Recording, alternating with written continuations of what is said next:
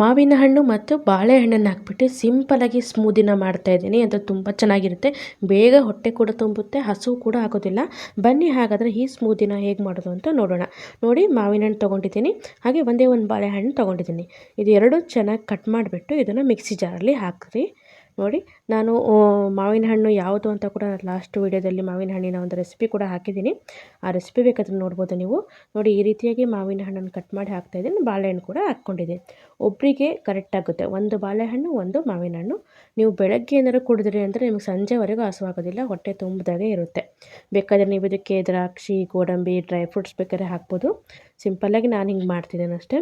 ನೋಡಿ, ಈ ರೀತಿಯಾಗಿ ಕಟ್ ಮಾಡ್ತಿದ್ದೀನಿ. ಎಷ್ಟು ಸ್ವೀಟ್ ಇತ್ತು ಮಾವಿನ ಹಣ್ಣು ಅಂದರೆ ಸಕ್ಕರೆ ಹಾಕೋ ಅವಶ್ಯಕತೆಯೇ ಇರಲಿಲ್ಲ, ಆದರೂ ನಾನು ಹಾಕಿದ್ದೀನಿ, ಇರಲಿ ಸ್ವಲ್ಪ ಟೇಸ್ಟಾಗಿರಲಿ ಅಂಥೇಳಿ.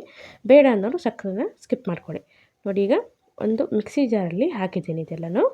ನಂತರದಲ್ಲಿ ಸಕ್ಕರೆ ಪೌಡ್ರ್ ಹಾಕ್ತಾಯಿದ್ದೀನಿ, 1.5 ಚಮಚದಷ್ಟು ಹಾಕಿದ್ದೀನಿ.